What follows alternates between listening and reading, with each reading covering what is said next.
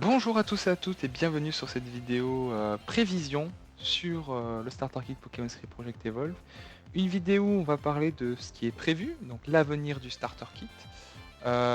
Cette vidéo sera un peu en parallèle de la précédente. Si vous ne l'avez pas vue, vous aurez le lien de la description. Je parle notamment de pourquoi j'ai été inactif et enfin quelles sont les prochaines versions qui vont sortir. Et je parle notamment du prochain patch et de PSP Evolve 0.11. Je vais faire un petit rappel sur la 0.11 rapidement. Dans ce format qui du coup sera un peu plus long, comme justement à cause de mon inactivité, il y a beaucoup de choses qui se sont passées. Je vais vous parler de ce qui est prévu jusqu'à la 1.0 de Pokémon Street Project Evolve, à savoir l'objectif, je dirais pas final parce que Starter Kit n'est jamais terminé, mais le principal objectif à ce jour. Il faut savoir que la version actuelle et la prochaine version et d'autres versions qui sortiront, à savoir les 0. quelque chose, sont des versions intermédiaires à 7.1.0. Le but, comme je l'ai dit justement la vidéo dont le lien sera dans la description, je parlais de PSP Evolve 0.11, de base de Pokémon Street Project Evolve 1.0 était d'avoir un système de combat complet jusqu'à la 5ème génération inclus. Les ambitions évoluaient, on a fait plein de choses à côté, comme un nouveau Pokédex, la saisie au clavier, une refonte des dresseurs, enfin bref, des petits trucs comme ça pour la version 0.10, et d'autres choses pour les versions à venir, justement, dont on va parler. Ce qui fait que les choses ont pas mal évolué, et donc le contenu de la 1.0 ne sera pas le même qu'il était initialement prévu. Et justement, en lien avec ça, donc pour faire le rappel, PSP Evolve 0.11 arrivera avant 2022, donc dans les prochains mois. Il intégrera un nouveau système de combat, avec les attaques et talents codés jusqu'à la 4ème génération incluse, plus une grande partie de la 5ème génération, si ce n'est pas tout. Voilà, il peut y avoir quelques exceptions peut-être qui seront faites. L'arrivée des combats donc duo, et enfin l'ajout des Pokémon de la 8ème génération. Sans les talents et attaques, forcément s'il n'y a pas tout qui est codé jusqu'à la 5ème génération, il y aura des manques sur les IG, il y aura juste des Pokémon. Voilà, donc ça c'est ce qui arrive pour la version 0.11. Et ensuite, qu'est-ce qui arrive après? Deux versions intermédiaires sont prévues avant la 1.0, à savoir la 0.12 et 0.13, et c'est de ces deux versions dont je vais vous parler. Et bien sûr de la 1.0.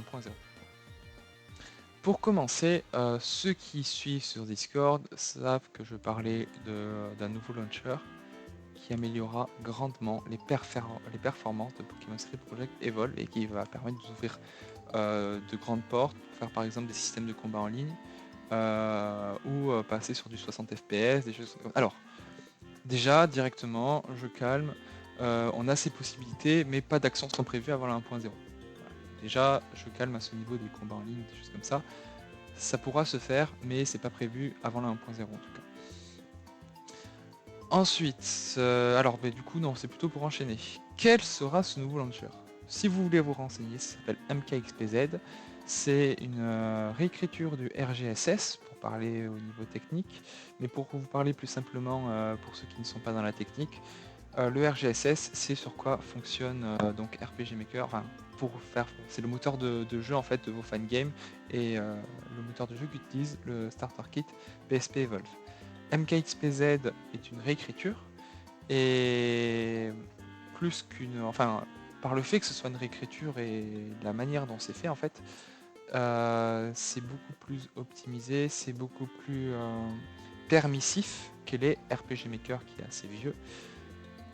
Et derrière, on constate notamment une amélioration de performance qui permet de pousser la machine, on peut dire, plus loin. C'est-à-dire que votre jeu sur Pokémon Street Project Evolve va beaucoup mieux tourner et vous pourrez bourriner beaucoup plus. Alors c'est pas une raison pour bourriner, mais dans l'idée, voilà.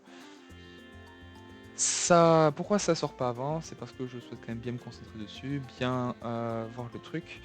Et donc, faut pas que ça sorte trop tôt, donc ça sortira pas sur la version 0.11. Il faudra attendre la version 0.12. À côté, il y aura une amélioration du système de combat également, voilà, des attaques et des talents et des objets rajoutés. Voilà, si notamment s'il manquait des choses sur la 5ème génération, ce sera complété pour la version 0.12. Et pour compléter, il y aura l'ajout de system tags. Alors, si vous ne savez pas ce que c'est les system tags, sachez que ça existe déjà dans PSP Evolve 0.10, notamment pour l'animation de l'herbe, les traces de pas et les reflets sur l'eau. Vous avez le lien de la documentation dans la description. Documentation qui, j'en profite en parallèle, sera au fur et à mesure complétée également. Pareil, elle devait être complétée assez rapidement, mais avec mon inactivité, ça n'a pas été le cas. Il y a déjà des choses qui ont été rajoutées, mais il y en aura d'autres plus. Je vous laisse découvrir, le lien est dans la description. Pour les system tags, alors juste pour vous expliquer rapidement à l'oral, vous connaissez l'éditeur de tags de RPG Maker qui vous permet de mettre des numéros sur les tiles de vos tilesets. Donc par défaut c'est 1 à 7. PSP Evolve 0.10 intègre un éditeur qui vous permet de mettre des nombres beaucoup plus élevés et ça permet notamment de gérer les combats. Les system tags, ça permet de gérer des trucs comme les traces de pas, l'animation de l'herbe, plein de trucs qui vous facilitent la tâche.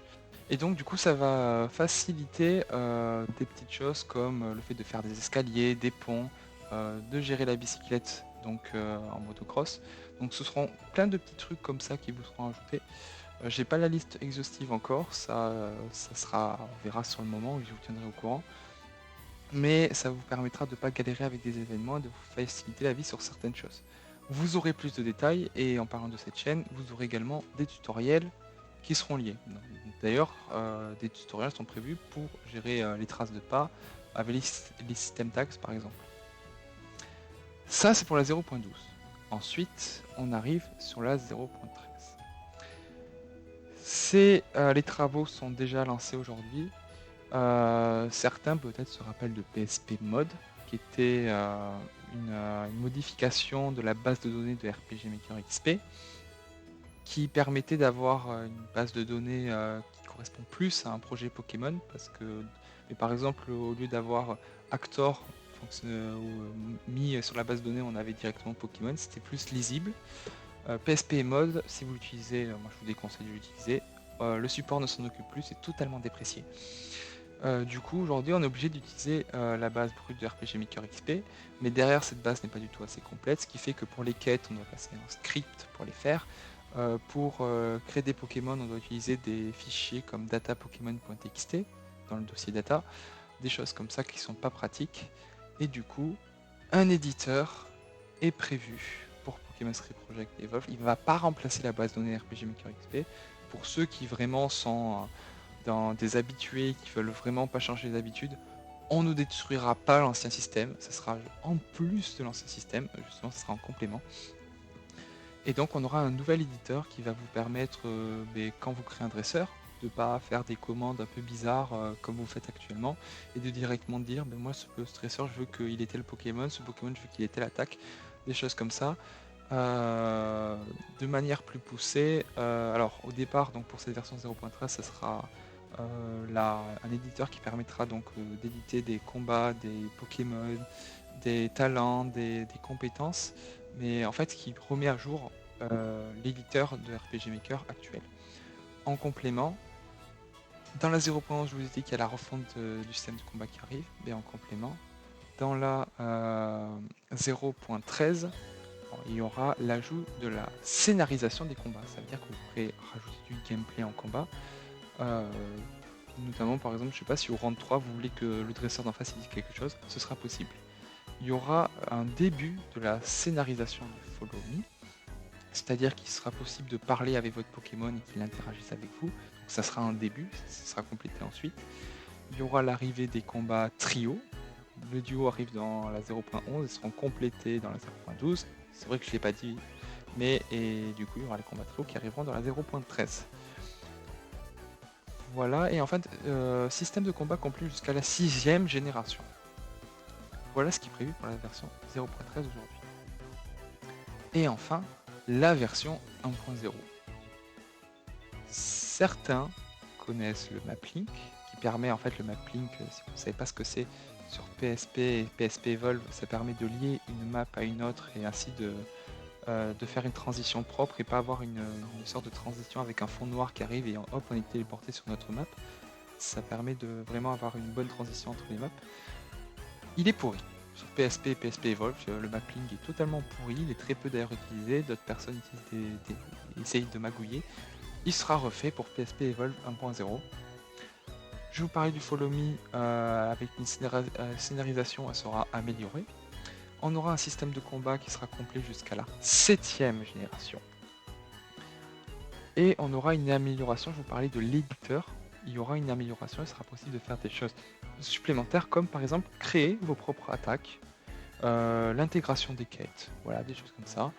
Alors, les différences entre la 0.13 et la 1.0 pour l'éditeur peuvent être assez floues, je vous tiendrai à jour.